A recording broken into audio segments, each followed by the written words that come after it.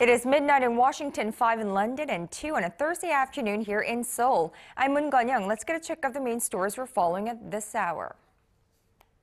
In another landmark step against Japan's sexual enslavement of women across Asia during World War II, the U.S. House of Representatives formally calls on the Secretary of State to pay more attention to the matter. President Park Geun-hye is in New Delhi on her first state visit of the year, which coincides with progress in stalled projects spearheaded by Korean companies there. Now, later on this Thursday, the Korean leader will sit down for bilateral talks with Indian Prime Minister Manmohan Singh. And 3 members of the Russian security forces and 4 armed fighters are reported to have died in a shootout. This during a sweep for armed groups who have threatened to attack the Winter Olympics that begin in Sochi next month. We'll have those stories and more, but first, let us begin in Washington. The U.S. House of Representatives has passed a bill addressing the issue of comfort women, those women forced into sexual slavery by the Japanese army during the Second World War. Now, this is the first time the matter has been included in a U.S. congressional bill, and it is expected to increase pressure on the Japanese government to confront its wartime history. ARIRANG News Foreign Affairs correspondent Hwang Sung-hee has our top story. U.S. lawmakers are formally calling on their government to pay more attention to the so-called comfort women, or women forced into sexual slavery by the Japanese military during the Second World War.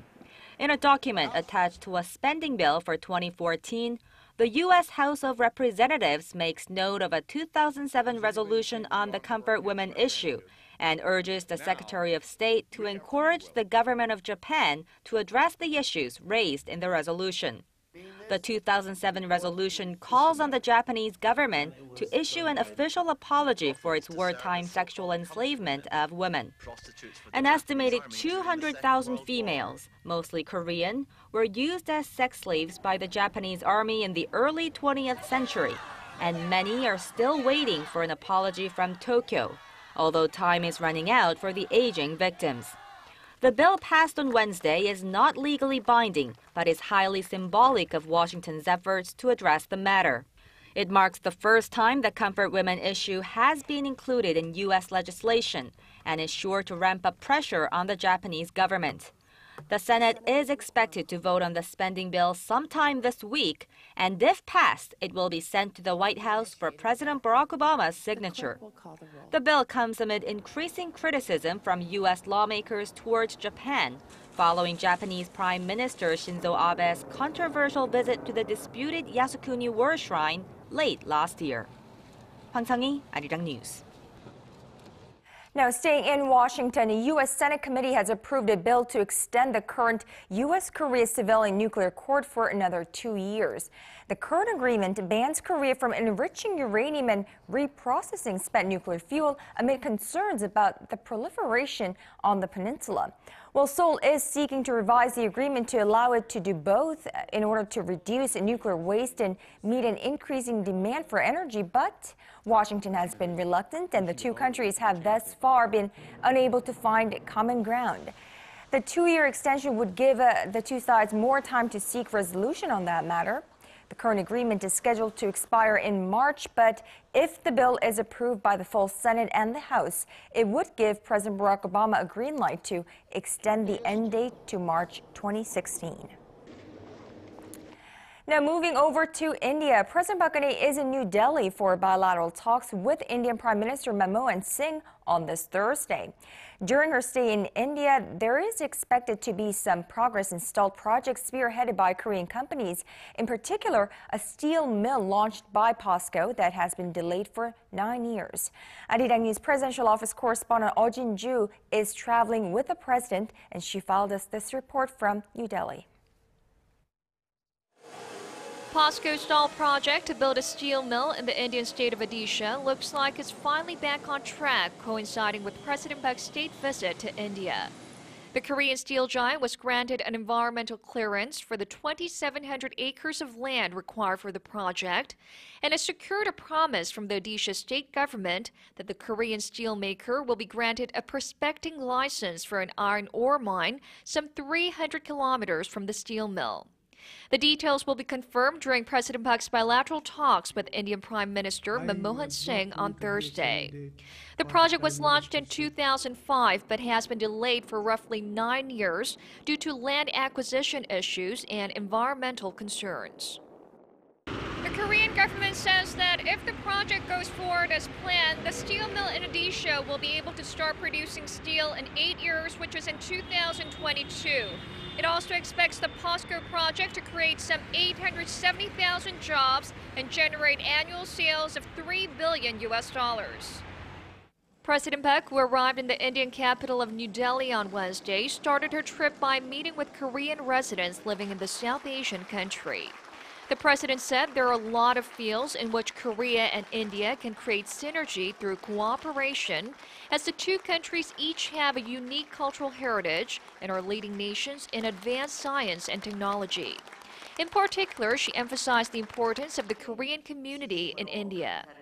양국이 협력을 확대해 나가는 과정에서 가장 큰 역할을 해 주셔야 할 분들이 동포 여러분이고 또 그 발전의 과실을 가장 크게 누리실 분들도 바로 여러분이라고 생각합니다.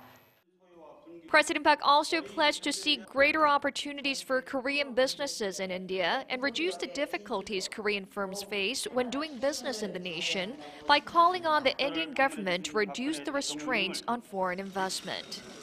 Eoh Jin-joo, ARIRANG News, New Delhi. Now, Korea posted economic growth slower than all but one other emerging Asian nation in 2013. The Finance Ministry and the Korea Center for International Finance say Korea's growth rate last year is expected to stand at 2.8%. Now, only Taiwan recorded lower growth at 2%. China topped the list at 7.7%, followed by the Philippines and Indonesia.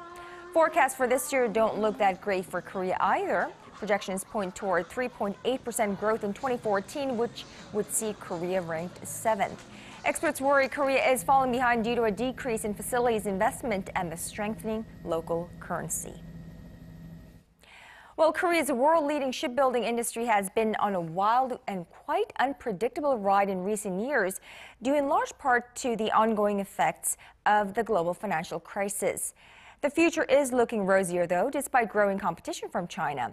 In this penultimate part of our 5-part series on the nation's industrial outlook for 2014, our Song Ji-sun tells us what to expect from Korea's shipbuilding sector. The global shipbuilding industry is recovering from a long slump, and last year, Korea's major shipbuilders won more orders than they targeted.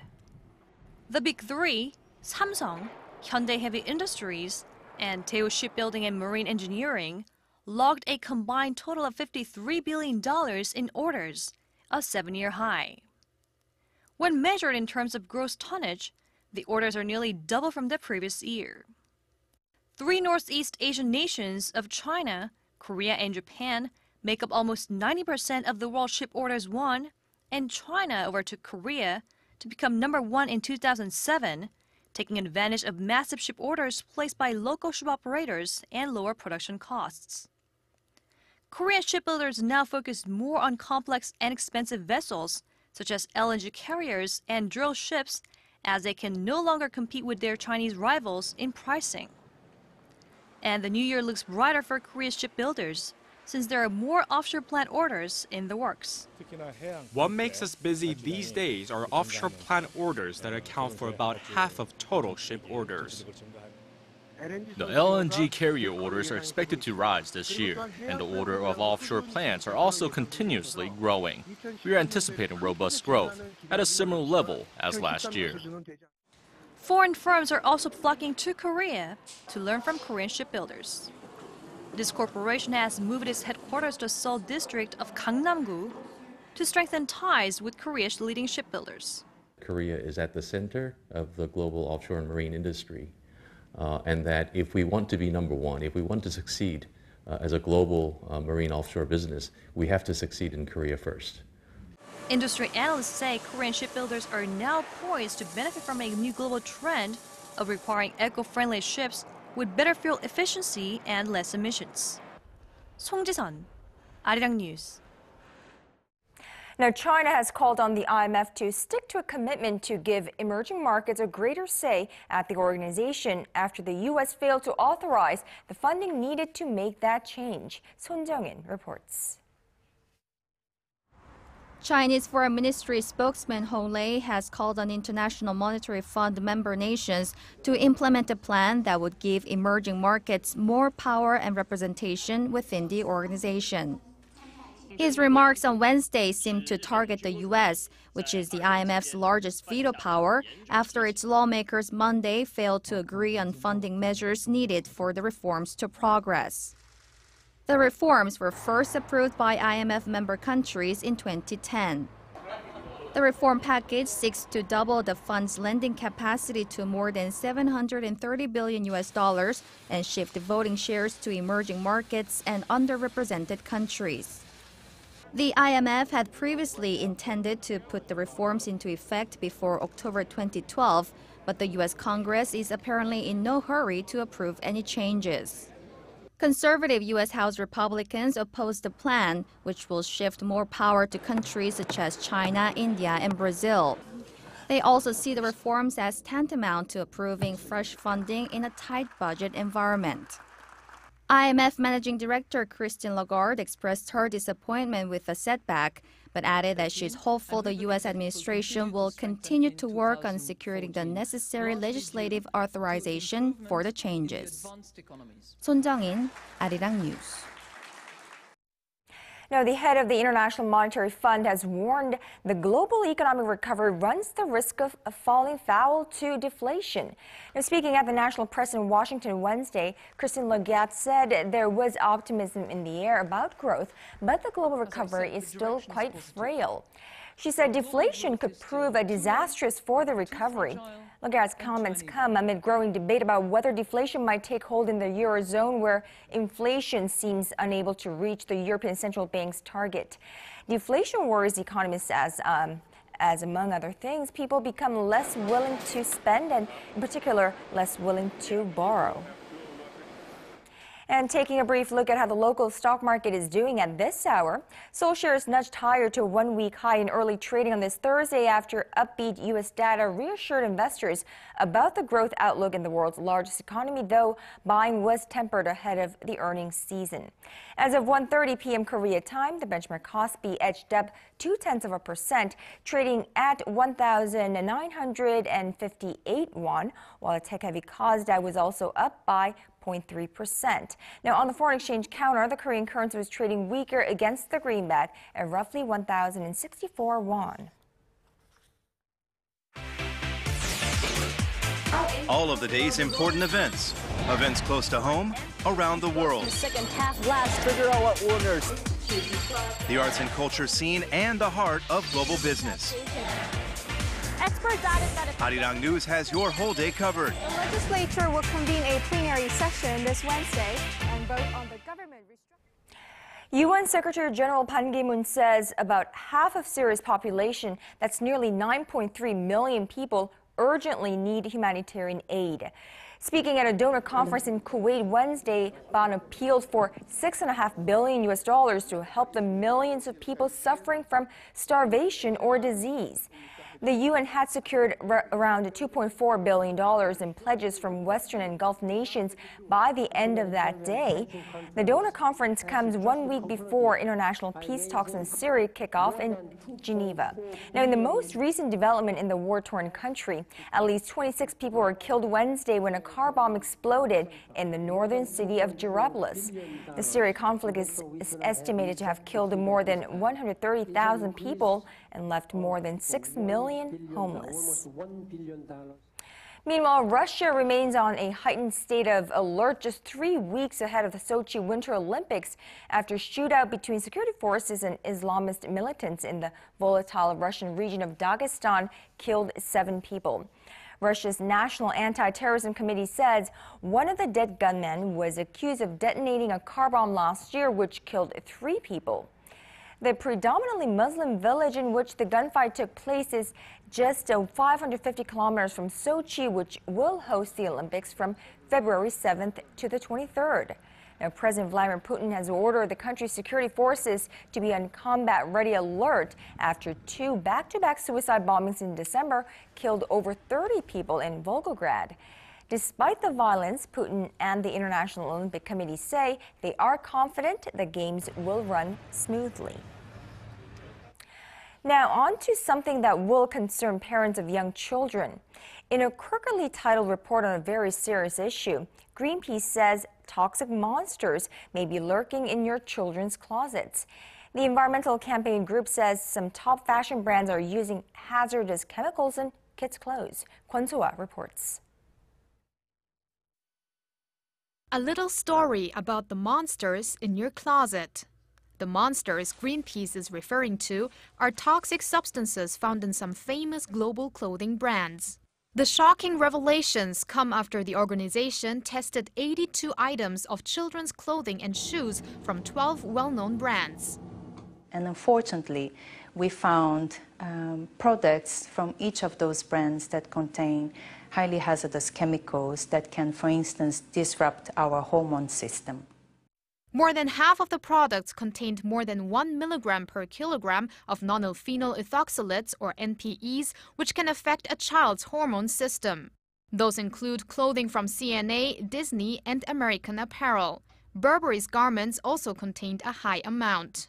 PFCs, or perfluorinated compounds that can affect the reproduction and immune system, were also detected in all 15 tested products. Adidas, Nike, and Uniqlo had especially high concentrations. Experts say although the chemicals don't pose an immediate risk to adults, children are more vulnerable to those substances. The results showed no major difference between the level of toxic substances found in children's clothing and those in adult pieces.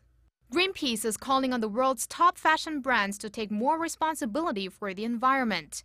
The organization has made progress since 2011, when it launched its so-called detox campaign, which encourages global brands to stop using hazardous chemicals in their products by 2020. Kwon So-ah, ARIRANG News. Now, on a different note, the annual Korea Image Awards were held Wednesday night, dishing out honors to people and products that helped promote Korea to the world. Our Connie Lee tells us who took home the top honors. The Samsung Galaxy series of smartphones took the top honors at the 2014 Korea Image Awards Wednesday night. Samsung has more responsibility to continue to develop and introduce innovative products and also high-quality products to the world. Thank you very much. The smartphone received the Stepping Stone Award for its role in helping Korea gain recognition as an IT powerhouse. The annual awards ceremony, hosted by Korea Image Communication Institute, celebrates all things Korean and recognizes products, individuals, and groups that help promote Korea abroad. This year is special because for the first time we are giving out the Flower Stone Award. It goes to jazz vocalist Na Yoon-sun, who uses her voice to communicate with the world.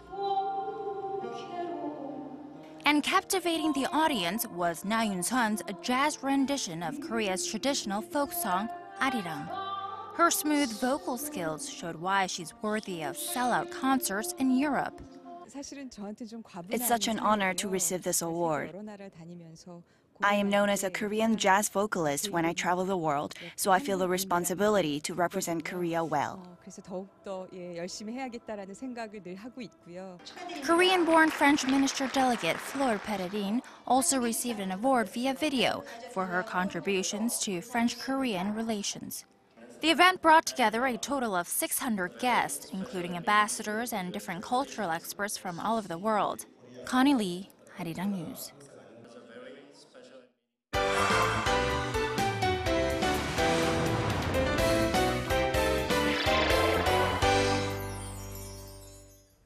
And now it's time for our daily arts and culture segment with our Lee Tae-ho. And today we've got the latest news from the world of K-pop and music, of course. Good afternoon to you, Tae-ho. Good afternoon. Now, earlier this week, you gave us a list of international musicians who will be holding concerts here in Korea this year. So what about Korean musicians? Well, I'm glad you asked because Korean K-pop artists will also be making their rounds this year at the beginning of January and February. So if you're interested in taking in a K-pop concert, what better place to do it than right here in Korea? we take a look at who is performing where and when. First up today is one of the biggest names in the K-pop industry. The 5-member boy band Big Bang will be in concert for 3 days from January 24th to the 26th at the Olympic Park in Songpa-gu, Seoul. It was supposed to be a weekend-only concert event, but the group decided to add an additional concert on the 24th due to the overwhelming response to the news of their first domestic concert in a year. This year's concert will focus on each member's repertoire from their solo careers and feature the signature synergy that has made Big Bang one of the most successful K-pop groups in the last decade. Also coming up soon is the combination of R&B diva Lena Park and the famed rock band YB. They'll be performing together for this year's That Year, That Winter concert on January 25th at the Korean International Exhibition Center in Ilsangu, Goyang. This is the third installment of the highly popular concert series that has become a staple of the winter concert season. But this year will be different in that it will have a different sound from previous years. The genres of rock and R&B are coming together compared to previous concerts where Lena Park teamed up with other R&B or ballad acts. One of the most highly anticipated performances of the concert is sure to be the remake of the group Turbo's hit track December from 1997. And another highly anticipated concert is sure to be the Reply 1994 drama concert being held on February 15th at the Kyunghee University Grand Peace Palace. Reply 1994 was the hit drama that set off a trend of regional dialects being in style and a wave of hit songs from the past being remade by current musicians. The concert is set to feature appearances and performances by cast members Koara, Jungwoo, Doi, and Kim Sung-gyun, as well as past and present K-pop artists such as The Blue, Kim Jo-an, Gong Il-robi, Hong Dae-kwang, and Haini. So it seems like we'll have an abundance of K-pop concerts coming up this year. That's right. Now, it may seem peculiar because, these K-pop artists are performing when generally regarded the peak of concert season is over during the holiday season, but this is definitely feasible because they are who they are, being big-name K-pop artists. They'll draw a crowd anywhere and anytime they hold a concert. Definitely so. But for those of us who cannot actually make it to the concerts, you have the latest K-pop hits for us, right? That's right. Now, if you can't make it to these concerts, we take a look at what this week's top 10 K-pop hits are. All right, let's go ahead and kick off this week's countdown at number 10 with Rain's lead track from his first album in 4 long years, 30 Sexy, moving down 4 spots from last week. And at number 9 is Rain's other lead track from his album Rain Effect, titled La Song, moving up a whopping 15 spots from last week's position. And this week at number 8, we have BBB, short for Big Baby Baby, which is the latest from the girl group Dal Shabet. Lucky number 7 this week is Soyu from the group Sistar with the track Once More from the soundtrack of the historical television drama Empress Ki. And dropping 6 spots from the number 2 position last week is Lin with the track My Destiny from the soundtrack of the drama You Who Came From the Stars at number 6. Kicking off the top half of the charts this week is MC The Max with their latest song, Wind That Blows, falling 4 spots to number 5. And right up above 1 spot at number 4 this week is Girls' Day with Something. Number 3 this week are the kings of K-pop TVXQ with their hot new track, also titled Something.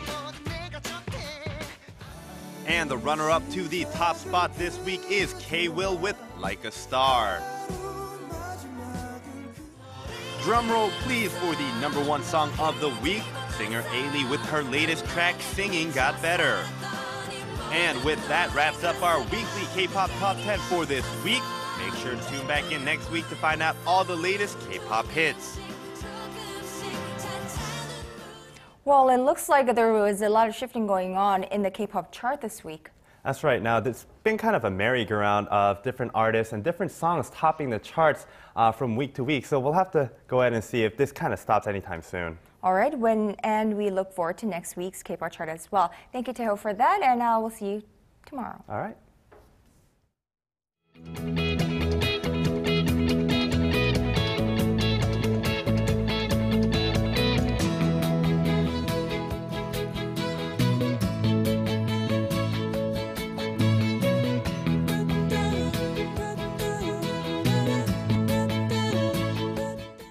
And that's all from me at this hour. Thank you everyone for watching. I'll be back with more of the day's latest at 4 p.m. Korea time. Do join us then.